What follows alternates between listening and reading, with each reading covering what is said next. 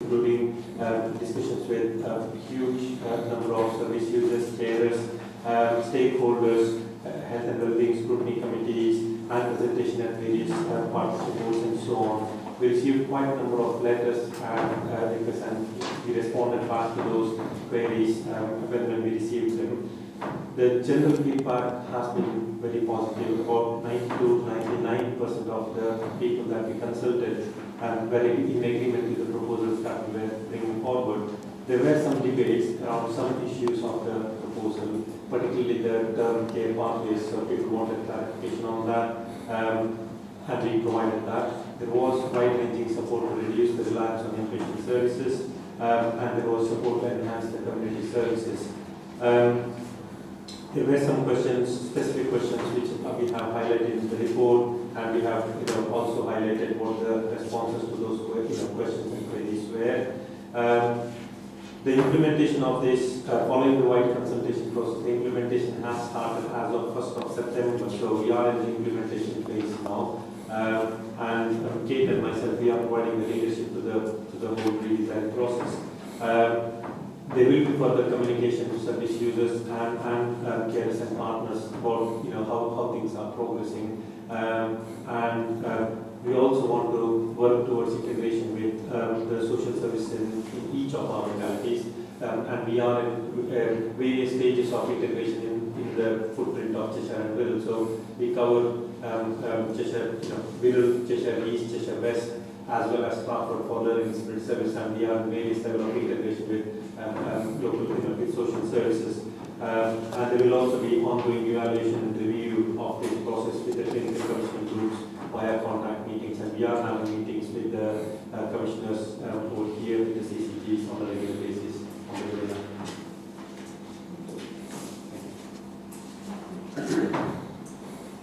And somebody have questions to me?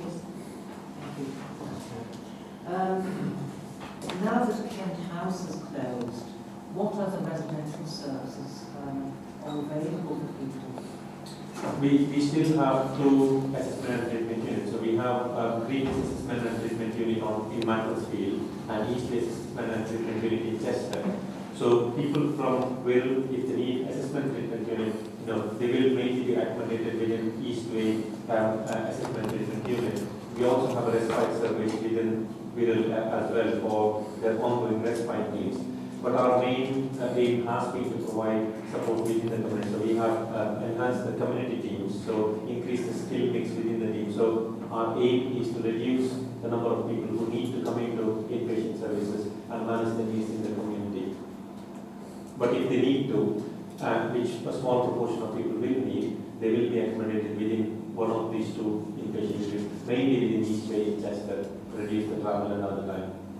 Which could be quite a way for some people to have to go to Chester and their family to visit them. Yeah, I think when we have had that, we have facilitated, made sure that there is plenty of support provided to the families and carers to come and meet the relatives and relatives within the inpatient services. And where possible, we have tried other ways of communicating as well, and using technology and so on to have the meetings and so on, not family and relatives, but if you need to consult widely with social workers and so on, and if the travel was an issue, we have used video conferencing and so on to reduce the impact of travel.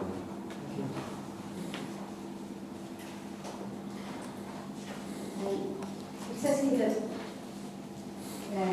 it's going to be monitored for 12 months to see the implications of all the changes, and we noticed through the report there's a lot of comments about people not understanding how the changes are going to work. There's a lot of things, queries and concerns about supporting people, how it's going to work. Care pathways is difficult to understand. There's a lot of this. If we do have a crisis anywhere in the next 12 months, is there anything that we place to deal with the crisis that makes all that this isn't working? Crisis in what? In any of the care provision, if there is a crisis as we change over to the more community-based. Yeah. And is there some sort of strategy there? Within each of the pathways, there is the model how it works is there will be certain training and other issues that will be provided to provide there will be the routine care that will provide, and there is a crisis part of each of the pathways as well. So if there is a crisis for that person in terms of the health needs, those will be met within the crisis part of that pathway. And what we want to see is, this will be looked in terms of various outcome measures as well, and we want to see over a period of time how well it is performing these individual pathways and whether they meet the needs of the individual clients. And if they do, then that's fine. If they don't, then we'll review some of these things and enhance these pathways. So the pathways are basically a template of how we want to deliver care. And things, what we want to deliver within each pathway can change depending upon the needs and how things progress over a period of time. So we will take into account, so there are crisis things built into each pathway, and we will review things, and if we need to enhance some of these pathways, we will do going forward.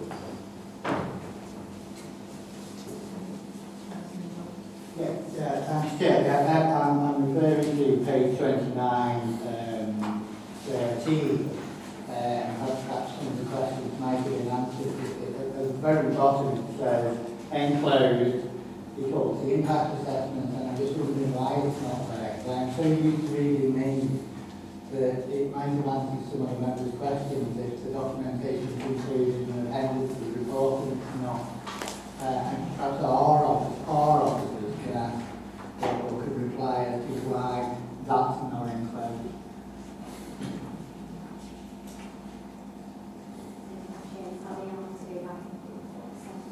Yeah.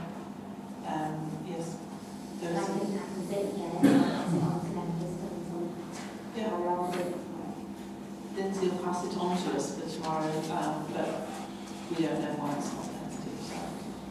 I mean, it just would be helpful to have seen the process that the quality impact actually goes through. So that it might have the existing members in the process that we've just been through now, in that certain things would have already been covered in the quality impact assessment, and therefore we might have actually spent time considering issues when it would have been covered in the quality impact assessment, just not present in footage. Absolutely sure. I'm sure you spent time on it. They are very valuable documents to read and understand. Yeah. Okay. Yes, Graham. Just a brief one, really. I think that the local authority and the CCG locally are seeing quite a significant increase in demand, particularly for people that have behaviours that challenge, so that our continuing care arrangements and our local authority arrangements around quite complex support needs are seeing quite a considerable level of growth, really. I was wondering if you want to talk to the committee a little bit about how you'll be working with us in order to support people with complex needs closer to home rather than them going off to assessment and treatment beds, and if you want to expand on that a little bit. Yeah. We had a meeting, or we have had a couple of meetings with local authority and with CCG representatives in the last month or so. What we want to do is provide what's known as intense wraparound services within the community. So when there is a crisis, particularly in terms of, ideally what we want to do is prevent the crisis developing. So we would want to, the community teams would be working with the carers, families, in order to identify triggers, identify areas where we can put in efforts even before a crisis happens in order to develop plans to stop them from happening. However, when crises do happen for various reasons, and when they do happen, the team will be working quite closely with the carers and families in order to try and meet that person's needs within the community. And we have, recently we have been able to deliver that for quite a number of people within the community. But also, we are working with our, acute mental health departments as well, and we are sort of having some meetings. We will be, over the next few weeks as to how do we provide some of the crisis. If somebody comes to A&E crisis of the past, how do we meet their needs during that time? So those discussions are ongoing, not just with local authorities, but within our services as well. For so it is not a one. One size fits all. It's a variety of options that we are looking at in order to meet people's needs, and it's an ongoing discussion and debate about how we provide that on a monthly basis. Just one more question. Sorry to worry. There's been a report today on TV, I don't know if anybody's seen it on Wirral report, about the increasing use of police cells to hold people with mental health who are in crisis. And the police are going to step away from this. They're saying 20% of cell users for people with mental health problems. If the police stop doing this, are we comfortable that there's going to be the slack within this pathway to look after people in crisis if the police withdraw their services? Was that for people with mental illness or people with learning disabilities? Because probably, yeah. I think the report. Sorry. It does get a bit confusing because they just use mental illness as a blanket term for every. The report was referring to Section 136 assessments, which are done by the police when they pick up somebody on the street in a public place who's possibly, could have mental illness. Majority of those patients are taken to A&E for an assessment, and an assessment is done by a psychiatrist and a social worker. That's the statutory requirement. But some of those patients, because they're so aggressive or violent, or for whatever reason in some parts of the country, I think they seem to go, they're taken to a police cell. And that is what the report was. It wasn't really advisable for a mentally ill, disordered patient to be taken to a police cell. I think we have done got some data about it, but on the Wirral we're quite good. The majority of the patients are taken to A&E, and that is the main source place for assessment. It's only if the patient is extremely violent and aggressive and cannot be really safely looked after in A&E, that's when they are then the police will then make that decision. It is their decision really to and take them to a police cell. So it's, that news item is a bit sort of too generalized. Okay, thank you. Okay. Well, we have suspended the members of the meeting. Thank you very much for taking the time to come and bring your reports to us. Thank you.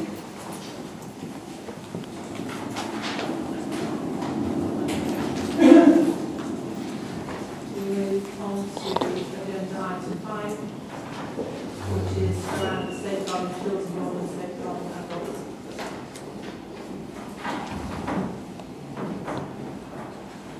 Thank you, Chair.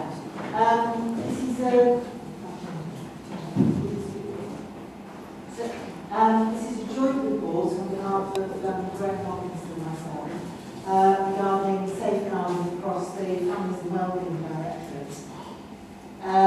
So the purpose of the report is to provide an update on headline safeguarding activity across families and wellbeing, to advise on relevant national developments, and to highlight priority areas and any particular challenges. 3 parts of the presentation. The first part will touch on 3 joint initiatives. Secondly, I'll talk a little bit about activity and issues in respect of Wirral Children's Safeguarding Board. And then I'll hand over to Graham, who will talk about the Safeguarding Adults Partnership Board and its activities. Okay, in terms of joint activity, a gentleman called Bernard Walker, who's been appointed as the independent chair of the LSCB, the Safeguarding Children's Board, and the Safeguarding Adults Partnership Board. He was appointed about 2 or 3 months ago. There's been changes to national guidance regarding particularly children's safeguarding, which meant the appointment of the independent chair had to be made ultimately by the chief executive of the local authority. Bernard's got considerable experience, having worked as a director, an executive director of families or adults and wellbeing in Wigan, and he's currently chair of the adult faculty of the College of Social Work. So we'll bring a great deal of expertise there in that role. And he's not, I don't think he's chair of the Safeguarding Adults Board yet. His first boards, I think, are coming up during September, so we look forward to that. We formerly had someone called Dennis Sharp, who's retired, and we've been Dennis moving forward. The second joint initiative is what's called a MASH, which is a multi-agency agency safeguarding hub development.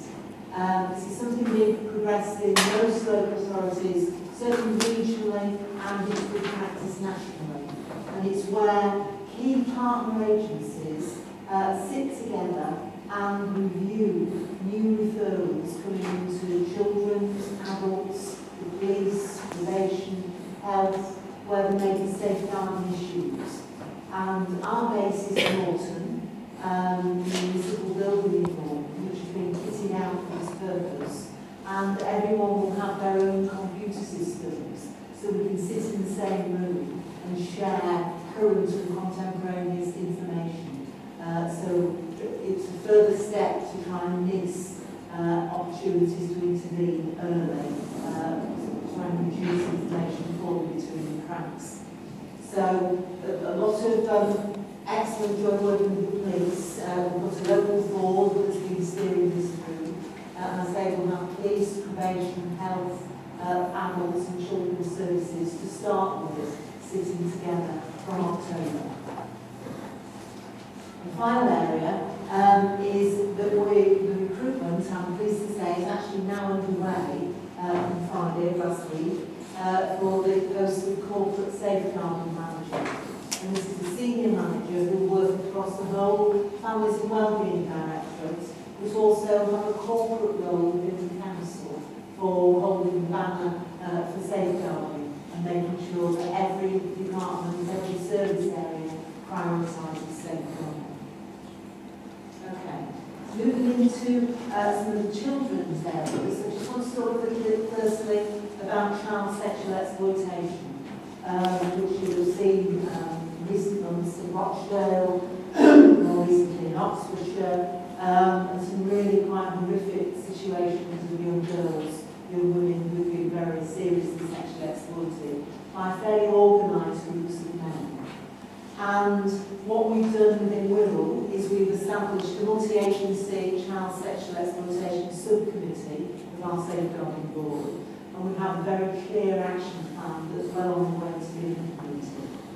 Our action plan sits within a joint Merseyside and Cheshire protocol which has been launched, so we're working within a framework of best practice. Something very practical that's now happening is that there are joint monthly meetings with the police and different agencies to look at youngsters who are appearing on people's radar about whom people have concerns about whether they are being sexually exploited or they're on the edge of something happening.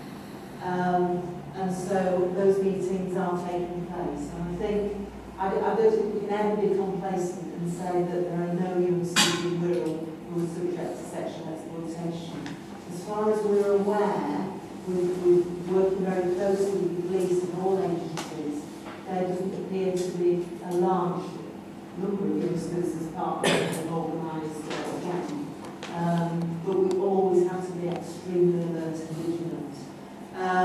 And it says in your report how, as part of our action plan, we're undertaking quite a lot of training.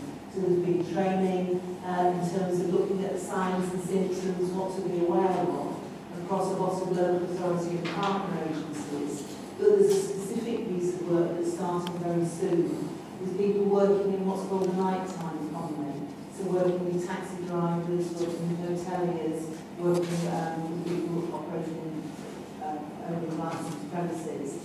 Just what to look out for, what are the more nuanced and subtle signs that should cause people to be concerned, and what to do, even if they have some slight suspicion, we want people to report it. And we've also secured some funding for an awareness raising campaign, which will start shortly. Another significant development, and this is on a national level, is that quite big changes being made to the Ofsted inspection framework for children in need of protection. The draft framework has actually been published, and the final framework is going to come out at the end of September, and the inspection regime will start November onwards. So, in common with all local authorities, we're gearing up for this new inspection regime. And the inspection actually covers children in need of protection, but also looked after children and care leavers. It was an earlier model that was piloted, children who might be looked after who have safeguarding issues. So it makes much more sense to have one combined approach. And sexual exploitation is something that can fall between the gaps. We can have two separate inspections. In common with the inspections of schools, the adequate grade has been placed by requires improvement. So there's a real raising the bar with this new inspection. And the functioning of the safeguarding board is actually going to be graded about. So it's really going to be assessed how effective the partnership working is. As I said, the final inspection framework is going to be published by November. The main focus of the inspection, the approach, is following the child's journey. So less interested in when you have all the policies and procedures in place, but more interested in talking to children and understanding their experience and the actual outcomes of interventions. So it's quite a challenge because I think a lot of local authorities are doing a lot of things with children, but sometimes they don't hit the spot. So the real focus on making sure you really do a very good assessment to understand the needs and the plan is important and deliver outcomes. This is child protection data. This is data at the end of June. So at the end of June, we have 317 children subject to a child protection plan. Primary reason was neglect, closely followed by physical abuse. 669 children looked after, which is still high compared regionally and nationally. And at that point, we had vacancies of 8 out of 111 social work posts.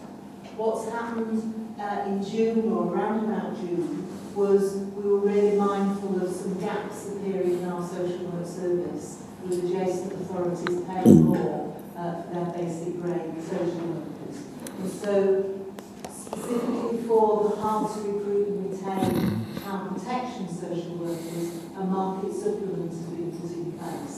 And some who are on the cusp of leaving have said that has made a difference. But it feels like they're saying finger in the dark. They're looking at what we're going to do next.